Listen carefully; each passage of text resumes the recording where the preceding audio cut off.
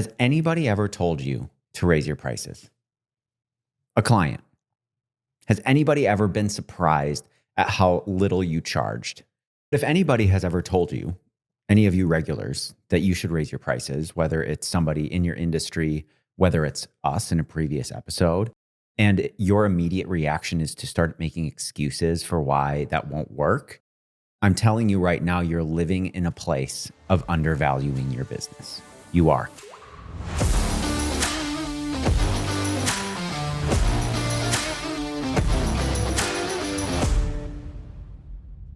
All right, it's that time of year again. What time of year Time is for that? everyone's Spotify Wraps. Oh, I hate those. Well, I hate those because it's never accurate. I didn't even look at mine. Let me see what mine is. Mine's appointment only. You listen on Spotify? No. Like a goon? No, you're supposed to listen on Apple. I love when people are like, I watched your podcast. Well, first of all, I'm like, thank you for watching. And then my next question is, why? Why Why'd you do watch? that? Also, could you at least play it through on Apple? Yeah, let it go all the way through. Okay, so where do I even go? Here we go. Right here. Wrapped. So what's your 2025 Wrapped? Don't we share an account? Oh, do we? Does it say Kenny King? We're ready for you, Kenny King. Okay, so why don't you tell me what my Spotify Wrapped is then, I guess. The worst is when you're trying to listen to something and so am I. And then we both keep getting kicked off the account. And I told you like years ago, you should get your own Spotify account. I've tried and I don't know. What do you mean? What do you mean you've tried? I don't know. I don't know if I have. I don't think you have. 25,992 minutes. This is going to be really skewed. Because it's the work. It's what I listen to at dance, the pop, office. house, indie pop. That might be me. Dance Hip hop, K-pop. K-pop. Age is just a number, so don't take this personally. Your listening age, 17. What does that mean? Since you listen to mostly new music, your taste is trending. Oh, so I'm like a Gen Z. You're like a 17-year-old. 17. Well, is that even younger than Gen Z? Yeah. Jeez. Yeah, that's definitely not me. My actual music age is I like don't see 40. Your top songs. I don't know any I don't of even these care. songs. One year it was Watermelon Sugar because that's what was playing or at Peaches, and that it was over and over and over and over. Of course, that's the top album. Funny. Yeah.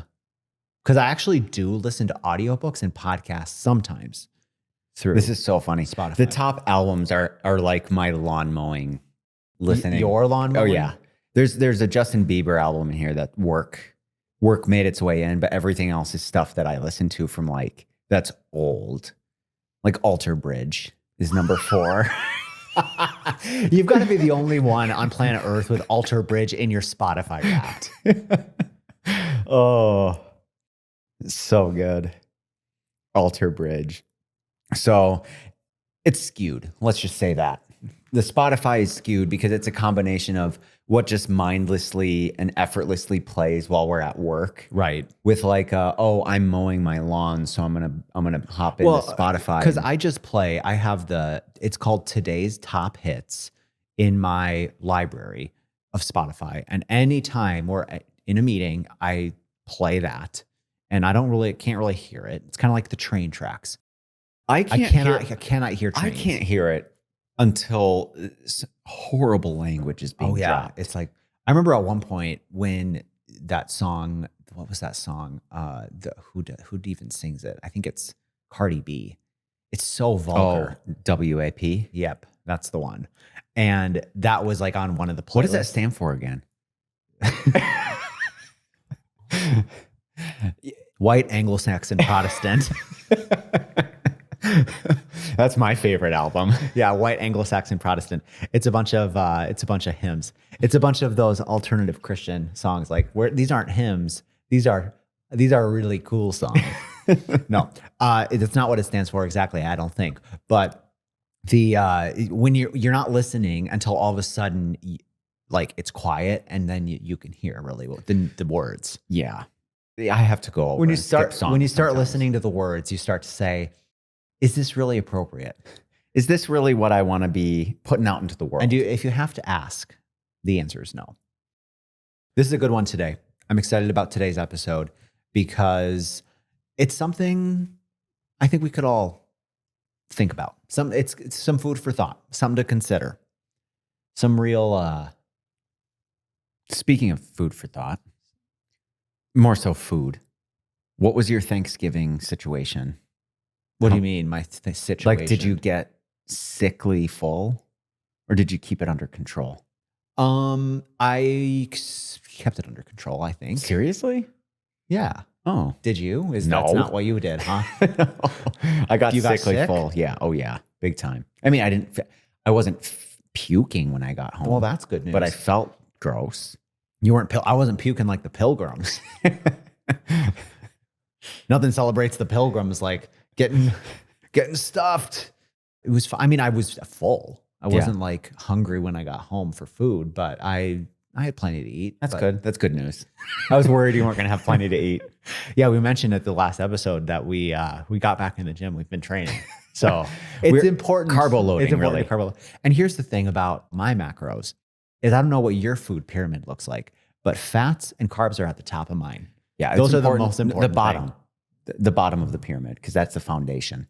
Well, mine's an upside down pyramid. Oh, gotcha. It's an upside down triangle. Here's the pressure that I put on myself as the number one host is I've got to drive the ship because I know this is a stowaway. He's no help. I do feel like a stowaway in this podcast. Honestly, walk the fucking plank.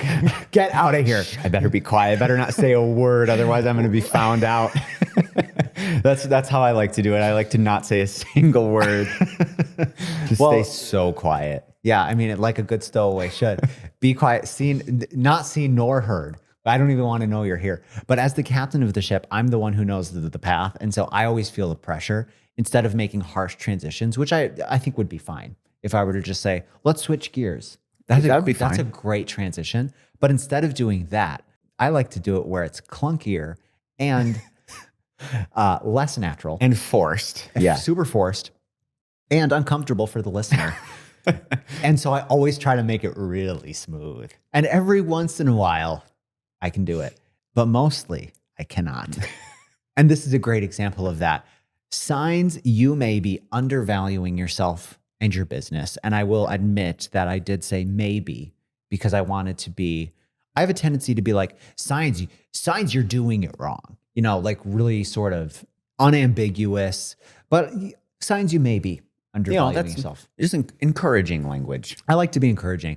So you may be undervaluing yourself. And here's something to think about. Here's the reason why we want to talk about this is small business owners, entrepreneurs, in my experience, have a tendency, and we were guilty of this for years as well. You have a tendency to see other people, other businesses, other products, services as more valuable than you see your own. And even if you wouldn't say, oh, yes, that's more valuable than what I do, you treat it like it's more valuable. Your actions prove that it's what you believe. Mm-hmm. You might not say it. You might not even consciously believe it, but the way in which you operate proves that it's something that you actually believe. Exactly. That's a really good way of looking at it. Different perspective from the stowaway. That's the stowaway's perspective. Quiet over there. Have you ever thought about this? Where'd that come from? You know what's crazy though? The stories of the people stowing away on flights. Like, how can you even do that anymore? I haven't heard any of those stories. Oh, okay. Well, where do they stow away? In the wheel. You haven't heard that? Oh, well, no, I haven't heard that. It's one of those things where I feel like it probably happens more, but they probably don't want to do. Here's the conspiracy theorist. I'm putting my tinfoil hat on. They probably don't want to do news stories on it because you don't want to give them the ideas, right? Yeah, you don't want to glamorize it. It's kind of like, you remember Dare, the drugs thing where you don't do drugs? I won't do drugs. A won't have an attitude. They're like, you shouldn't do drugs because they're bad for you. Because here's exactly how they cook meth. No, wasn't it like, you don't want to feel good all the time, do you?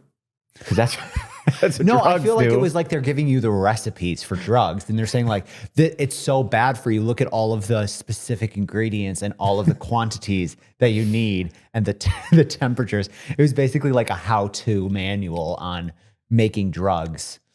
R, I will respect myself. E, I will educate me. D. We were Dare, what do you call them? Like inspirations? We were Dare. Mentors? No. Mentors might be right. Dare mentors. Yeah.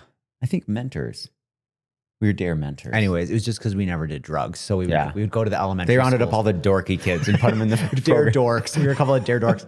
So we would have to Dare dweebs. It was nice because you got out of school and you would go to the elementary schools, and I guess we would talk about not doing drugs. What's there to even talk about? I don't even remember it, honestly.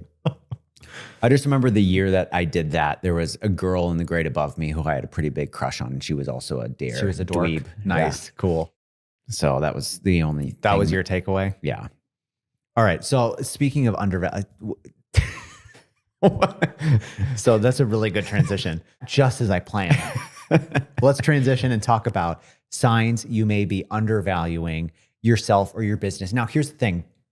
When you run your own business, when you're self-employed entrepreneur, business owner, there's kind of an ambiguous line between personal and business, as you know, right?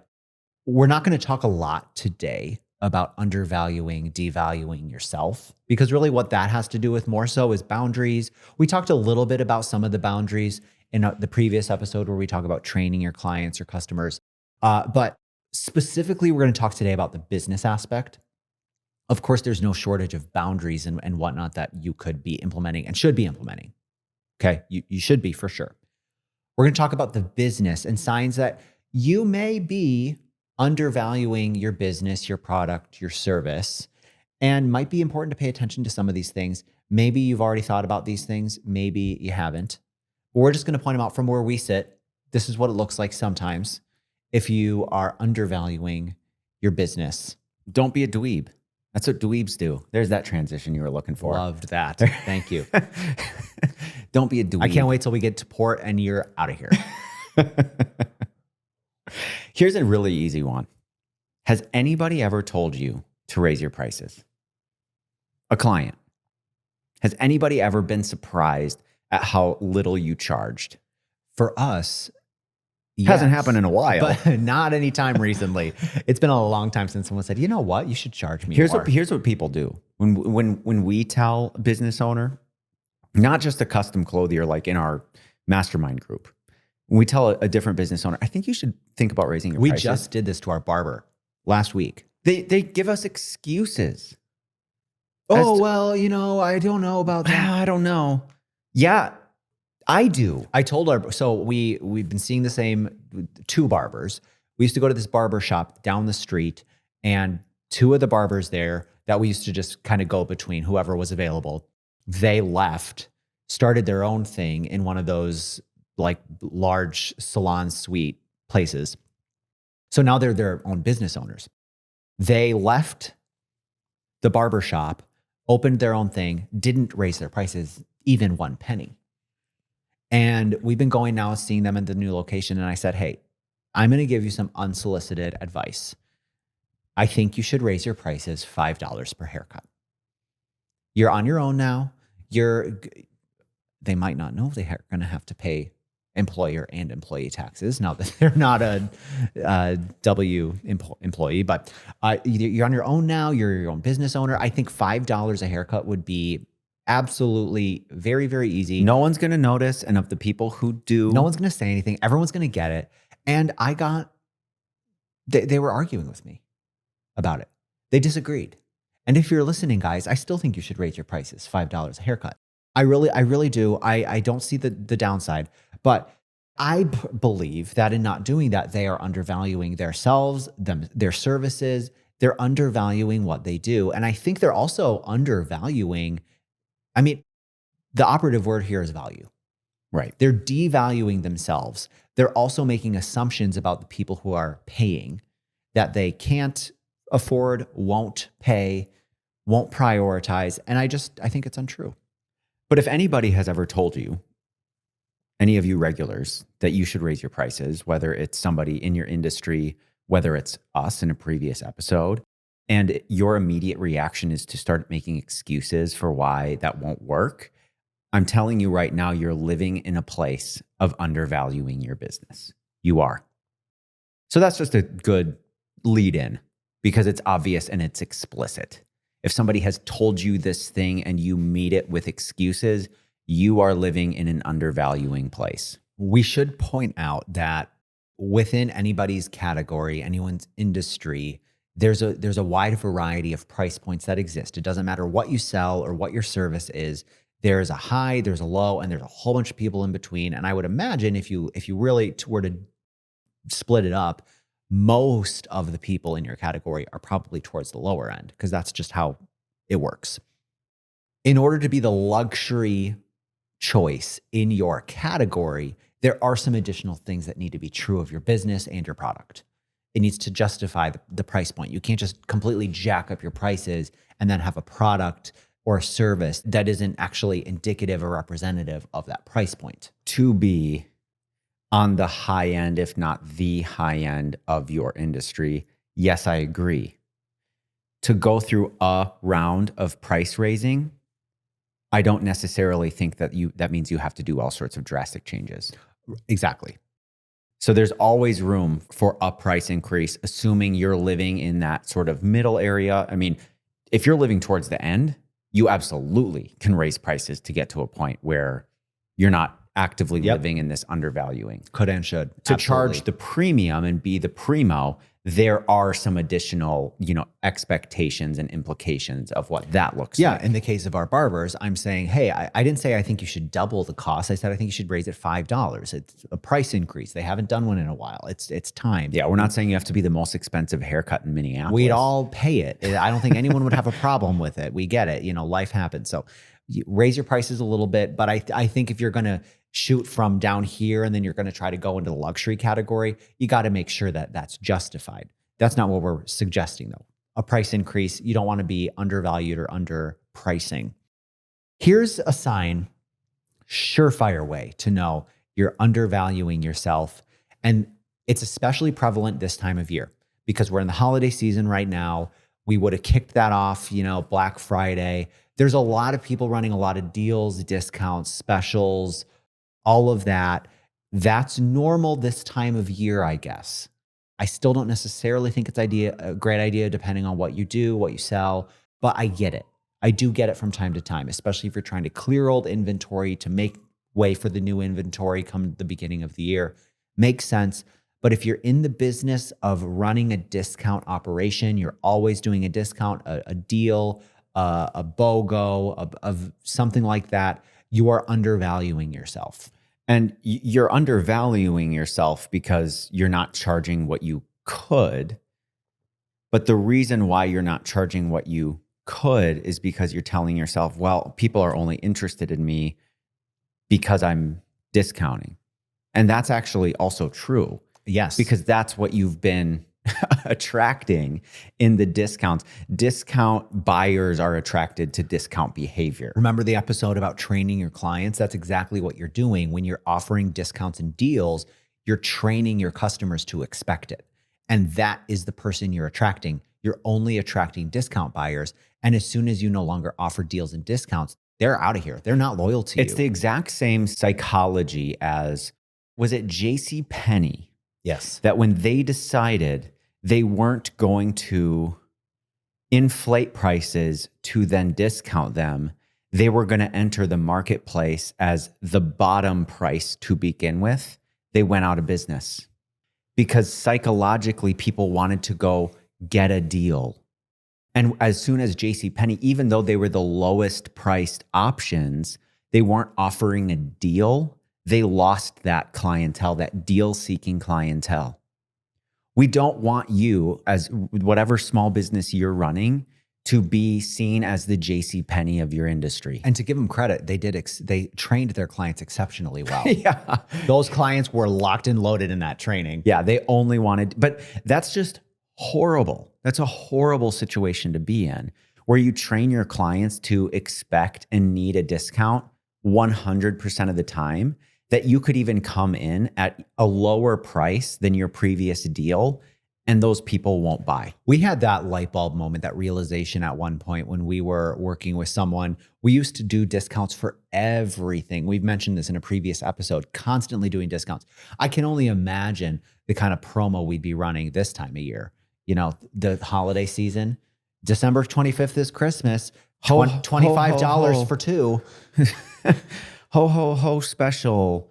Yeah, I don't know what we do. Going out of business, miss. Probably. But we would do discounts for everything under the sun. And we were trying to generate some business. We reached out to someone who we thought was a good client. And he said, I'm good. I'm going to wait till you run your promotion, your next promotion. Because he knew it was like probably days away. He was right. We were just about to hit publish. Exactly. He was right. He called our bluff and we just said, we can't do this anymore. We had been undervaluing ourselves, not to mention our prices were low. We could have used the advice, raise your prices a little bit. We would have argued. Well, we can't because we would have argued big time. And we did for years. I mean, we used to get told from clients, hey guys, you could raise your prices. Yeah. Looking back on the clients who would tell us that, it was clients who actually had our best interest in mind. Yeah. And they were giving us constructive criticism. They were probably nervous that we were going to go out of business because they liked our product and they knew it was worth a hell of a lot more than we were charging. And they're like, oh, shit, these guys are dumb. Yeah. They are not doing it right. And I don't want to have to start over. I want to keep using them, but they're about to put themselves out of business. And I don't even think they realize it yet. But we had a couple of clients. I can see their faces right now. Tell us, guys, I think you should charge more. And we were like flabbergasted by that news. I'm not going to say his name. Just mouth it to me. Oh, yeah. So if you're listening, but I remember it clear as day. And probably we met that with, excuses. And he just wanted us to stay in business. What we used to say all the time, we used to always say, well, our clients, and we teach this in our mastermind. We used to say this all the time. Our clients wouldn't buy a suit for this amount. And you can fill in the blank for whatever you sell. My client wouldn't buy a haircut for this, or my client wouldn't book a photography package for this. The thing is, you're right. Your clients won't. Your clients will not do that. But that's not to say there aren't other people out there who wouldn't jump at the chance to work with you if you were charging something that was more in line with what they're willing to spend. Because the best clients with the most money to spend, they don't want to buy a bargain bin custom suit. They don't want a bargain haircut or a bargain photographer. They want to use someone where there's a perceived value, where they feel good about a dollar amount they've spent because they want to spend a certain dollar amount on it. So we talked about low prices already. We talked about the fact that you could probably stand to raise your prices a little bit. Maybe not double them, but you could probably raise them by a 10%, 5%, do something that feels like it would make a difference, because it will. In the example of the haircuts, $5 a haircut. I'm not saying I think you should charge me $5 more because I think my $5 every week is going to give you the Christmas of your dreams. What I'm saying is every little bit counts. And if you charge every client $5 more, let's say you work with 5 clients a day, $25 a day. That's, I don't know. This is a lot of math. Here we go. It's over $100 a week, right? That's not nothing. That adds up over the course of a year. That's thousands of dollars over that course of the year. So forget about people who have low prices. Yes, I think you could stand to raise your prices. You're undervaluing yourself if you're underpricing. By underpricing, not only do we mean your prices are low, we mean you're looking at, who you identify as a competitor and you're undercutting their prices. You're trying to get after their clients and you haven't done your own math on your margin. That's a story or a situation that we can get into great detail in, and we're not going to. The fact that you need to know your numbers and know what your costs are, and that's how you should come up with your pricing. But if you're looking at other people and all you're doing is undercutting, here's what's happening. People are reaching out to that business that you're undercutting. They're realizing, I'm too cheap to work with that client or that business. And then you're getting them. After they've identified, I don't want to spend this, then they're finding you and they're working with you. You are, by design, a scrap sweeper.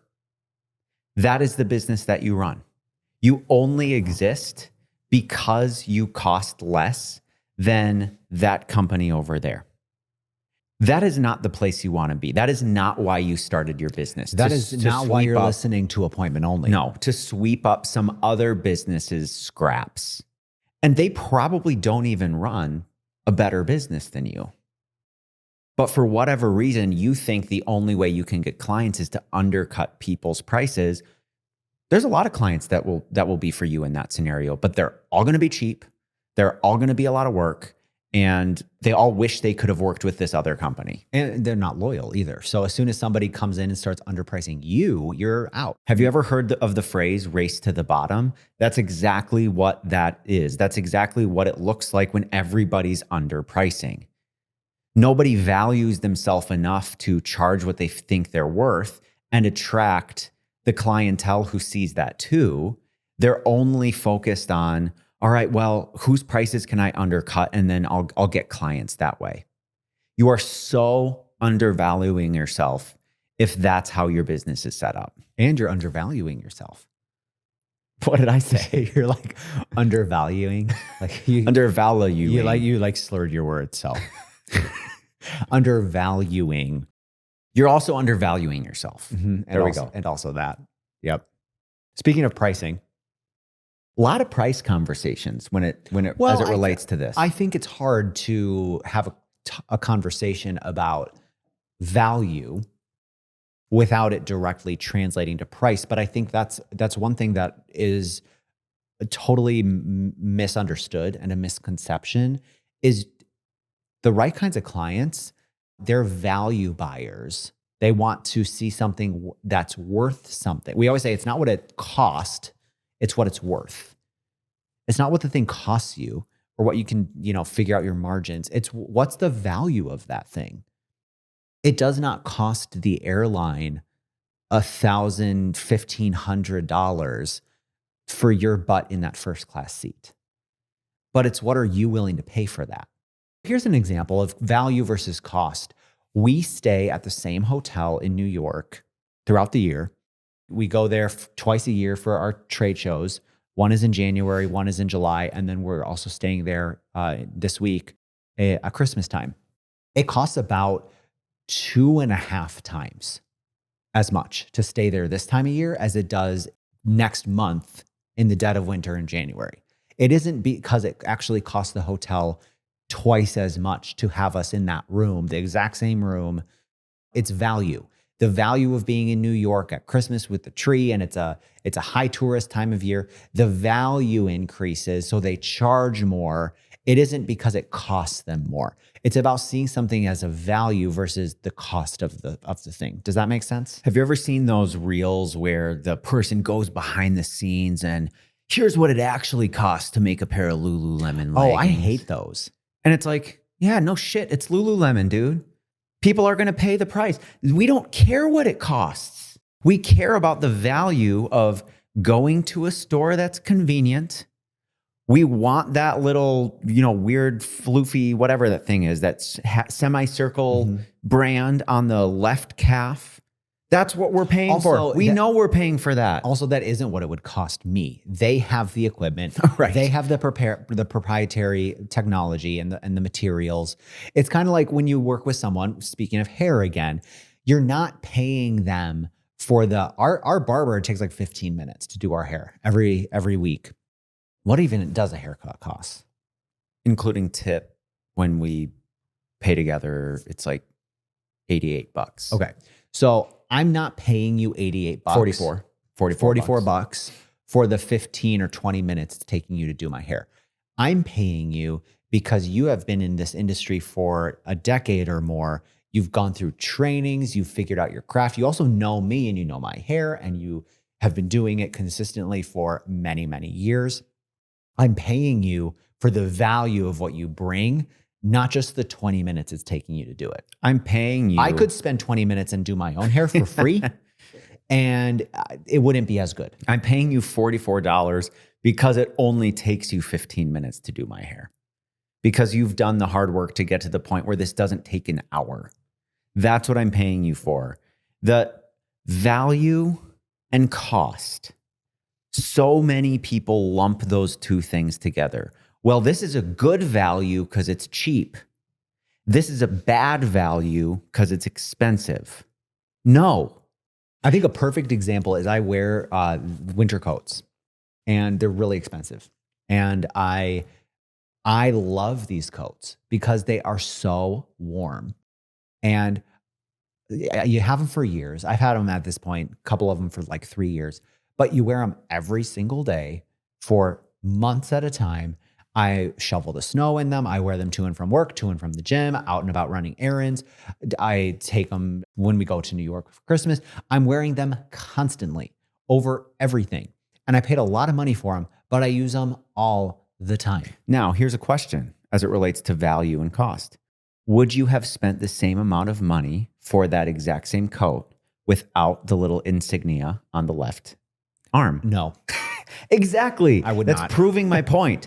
Value and cost. It doesn't matter. I know that a Louis Vuitton bag is not thousands of dollars more in cost than whatever bag I could go find over at Marshall's. I know that. Yeah, I know. Duh.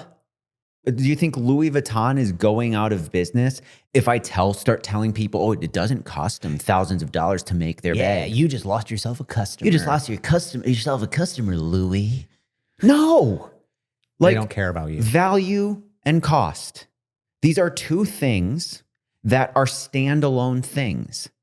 Each person decides what they value and are willing to spend money on. The people who buy steaks, we use the steakhouse example all the time. It's a good example. It is a good example. You want to go celebrate, you want to do something fun. You're going to spend $80 on a steak that you could go get somewhere else for $25. It doesn't have anything to do with what it costs. It's what is the value? What will people pay?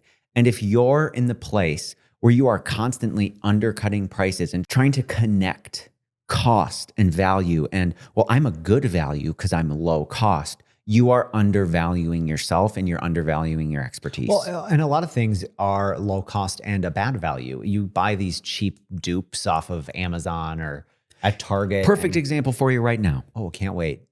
So You tuned in. Everyone, turn that volume up. crank it. Stop what you're doing. Pull that car over. You're going to want to put this in park for this one. In order to get you to physically turn the volume up, I'm going to whisper this story. No.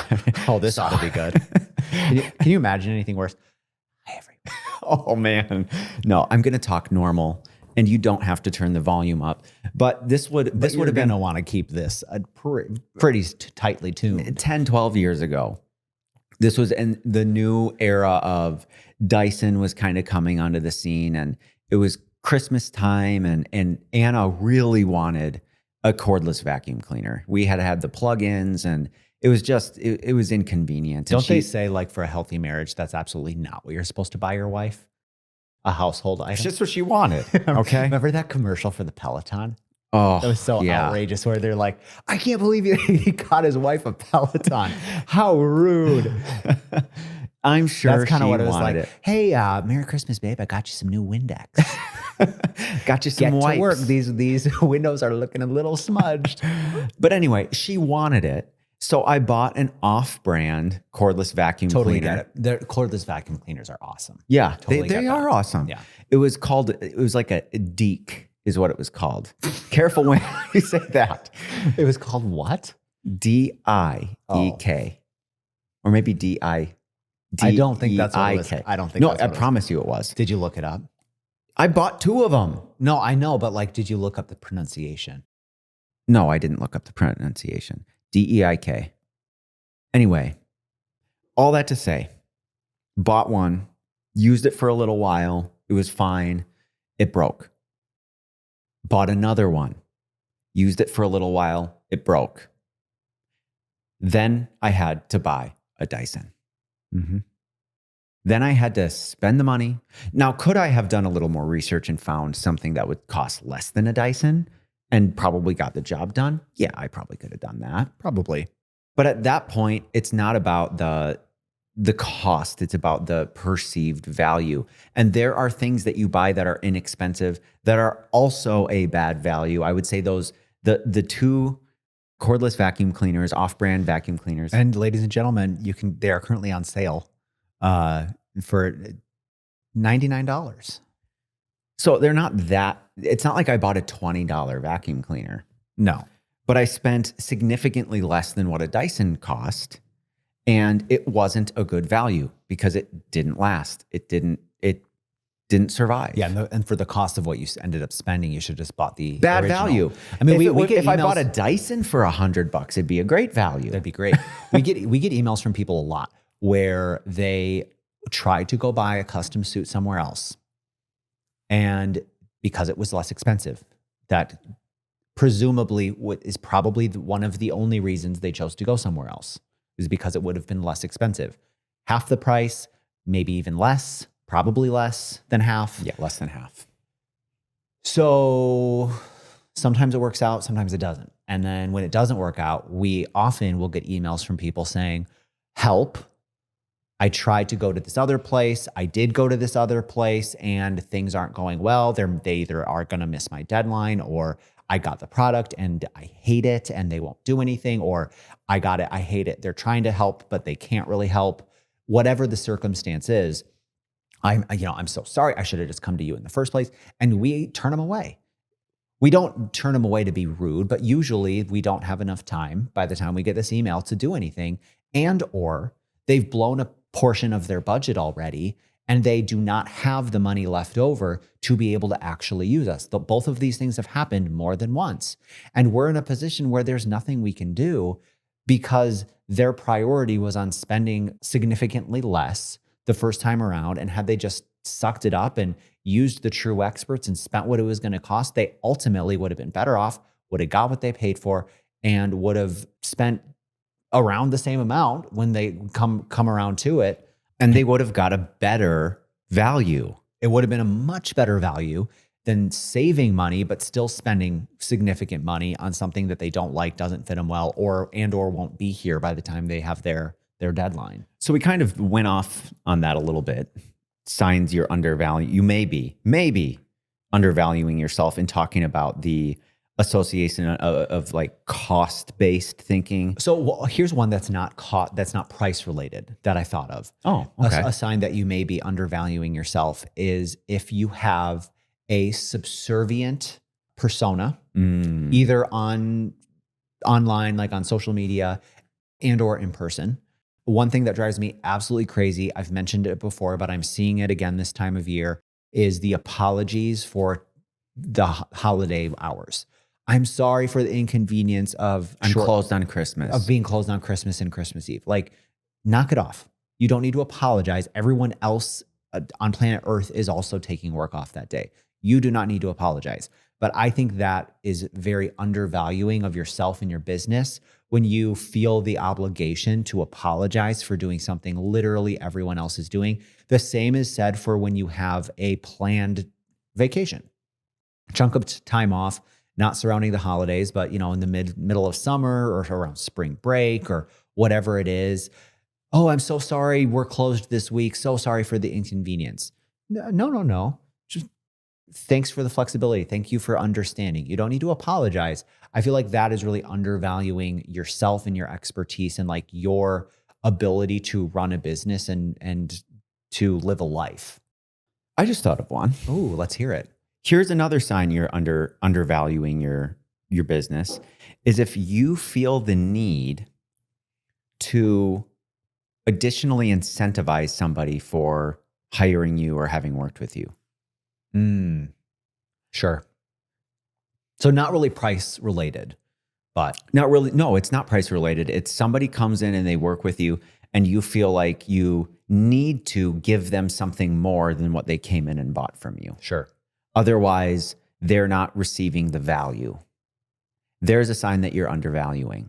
Like throwing in extras or... Yeah, just any sort of above and beyond. Now, I'm not saying you can't reward your great clients, give Christmas gifts to people who mean a lot to you in your business. What I'm saying, if you're doing like kitschy things and all sorts of like, you're throwing all sorts of stuff in on top of what somebody bought, you're undervaluing your business.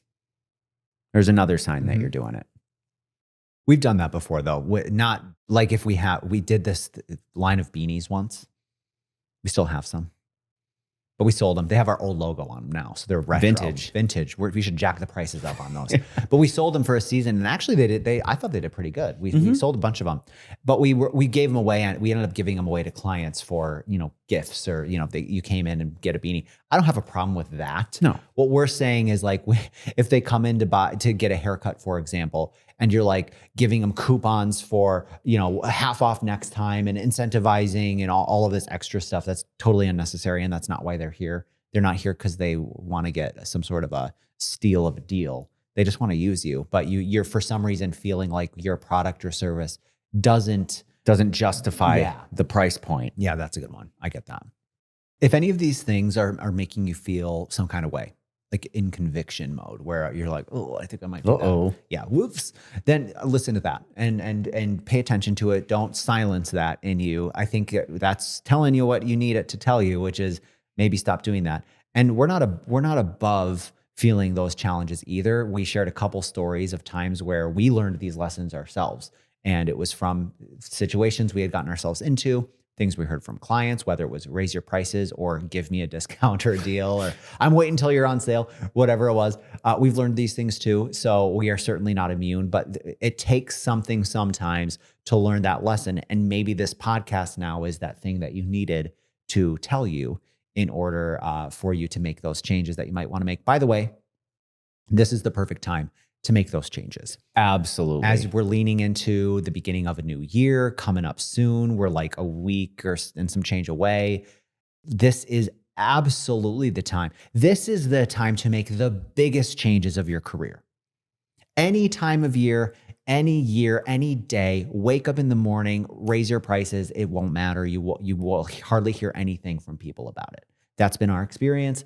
I stand by it. But if you're looking to really make some big changes from like the fabric of your business, new year time is the time to do that. So this is actually the perfect time to make big changes and to really start taking yourself seriously and valuing yourself and your business in the appropriate way. Another way that you may be undervaluing yourself is you're not trusting in yourself. You're so hesitant to do what you know you should do because you don't value your business. You don't value your convictions. You don't value your gut instincts. Lean in, make those changes, believe in yourself that you will be able to see it through and do what you need to do. Just do what you need to do. There's never an awesome time to make changes. There's never the right time to start valuing yourself. So why not do it today? Why not do it at the start of 2026? You're operating here. You are unapologetic about operating here. You are not underpricing people anymore. You are not only on the level of the people you used to underprice, but you're actually a level above. It's that time of the podcast, your favorite time of the podcast, where we talk about bad business advice. We have compiled a list, and every episode we plan very little what we're going to say. We end up scrolling through it. One of us scrolls through it on our phones. We find something that we want to mention, and then we talk about it. I found a good one. I was trying to find one that sort of fell in line, generally speaking, with what we're talking about today. And I would like to take the charge on this one as the captain and the number one host, the lead host. Bad business advice. Offer more services to reach more people. I mean, there's a sign you're undervaluing yourself. You're casting way too wide a net. You have no focus. You have no target you're after. You're trying to be everything to everybody. Newsflash, no business is everything to everyone. No business owner can speak to everybody. And offering more just for the sake of having more to attract possibly more people is never a recipe for success. Offer more so you, what was the rest of it? So you have offer more so you get more clients or something like that. You don't want to work to reach more people. Offer more services or different services to reach more people. You don't want to reach people who are interested in what your business is about. Also, I don't want to reach more people. I want to reach better people. Yeah. I feel like we work with plenty of people already. Less is more. I want to work with more, I want to work with fewer people, but higher quality that repeat. I would imagine most of you regulars would rather have fewer people, fewer clients, fewer sales that mean more to your business than a whole bunch more who mean virtually nothing to your business. The 80-20 rule, right? Does that have an official name? The 80-20 rule? No. I mean, I don't know, maybe. Where 80% of your business comes from 20% of the people. And there's variations and riffs off of that people in all sorts of different industries experience. We are no different. That's ultimately the way it's gonna go. I think in our industry, our business, I've heard versions of this from many people who provide us with the actual fabric, the material that we sell. But one of the most high-end luxury mills that in existence in the world, he told us, I believe it was 90-10, wasn't it? He said about 90% of their business comes from 10% of their accounts. So no, you don't need more to attract more people. You're never going to be everything to everyone. You're never going to grow your business by watering down what you do. You're going to grow your business by becoming the best at what you do, by having a targeted, honed in clientele that you are after and unapologetically going after them, speaking their language and being an expert at something, not just okay at a whole bunch of different things. Would you rather be an expert at something than just okay at a bunch of stuff? Yeah, I would be. So yeah, I think that's terrible advice. Expand what you do, water down what you do, get a whole bunch of more things that you do so that you can work with a whole bunch more people or get more clients, whatever the phrase was. Yeah. It doesn't matter what industry you're in. That's not the answer. The answer is becoming even better at what it is that you do, becoming more honed in, more focused, doing it better, charging more, getting better margins, and being the leader in the industry that you're in. And just remember, more is not better. Better is better. Thanks so much for coming to this appointment. We hope that you've thought a little bit about the value you're placing on yourself, not the cost, right? Not what it costs, the value and where that falls in relation to your own business, your own priorities, and really what your goals are. If you haven't already, please subscribe to the newsletter. We send one every week. It's another way for us to be in touch with you and to make sure that we're filling you in on the happenings. We appreciate you being here. We appreciate you listening. Please feel free to give us a 5-star rating. Make sure you're subscribed to the pod so you don't miss the episodes when they come out. This appointment is over. We will see you for your next one.